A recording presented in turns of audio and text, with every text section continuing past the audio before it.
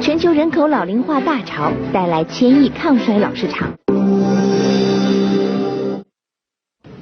我们刚刚送走了第22个世界人口日，今年的主题是70亿人的世界。因为根据联合国人口基金的统计，到今年10月底，世界人口将会突破70亿，而目前60岁以上的老年人口约有6亿。人口老龄化成为困扰世界的新问题，但同时也带来了新兴的抗衰老市场。有数据就显示，目前抗衰老市场产值约有1000亿美元。如果把人的一生定为100岁，最容易出现健康问题的年龄在62岁左右，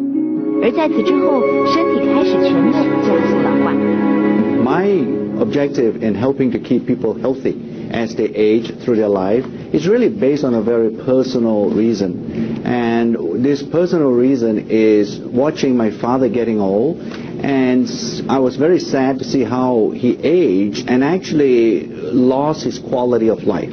In other words, he got sick at about 75 years old, and he didn't die until about 6 years later. In my first half of my career, I actually focused, like you said, on developing drugs to fight and treat diseases. My thinking started to change and say, well, it's very good to help people to cure diseases, but is there a better way to actually help people to prevent having a disease? And that really starting to change my thinking and say, if I can actually help people to prevent disease, then I can help a whole lot more people than I can by developing drugs.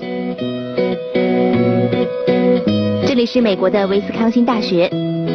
在这个静谧的校园里，一项对猴子饮食热量控制的临床研究正在进行。一般人工饲养的恒河猴平均寿命约为27岁，在20年后研究结束时，控制组的恒河猴有50%仍然活着，而热量限制组存活者的比例达到80%。The animals are now either old or dead, and we've observed that caloric restriction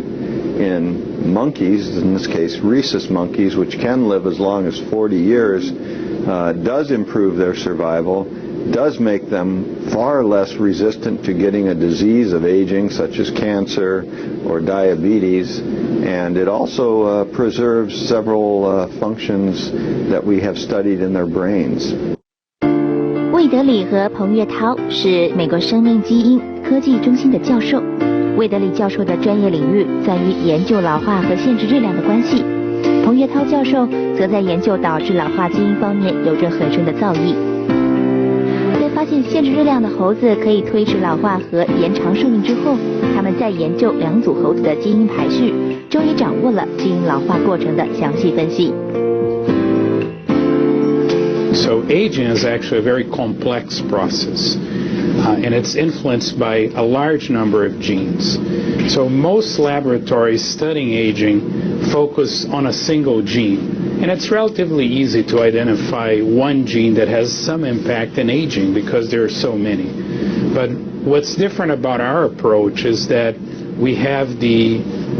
data and the technology to scan the entire human genome for groups of genes that impact the aging process. 1999年及2009年，国际权威科学杂志 Science 2度发表了美国生命基因科技中心的报告。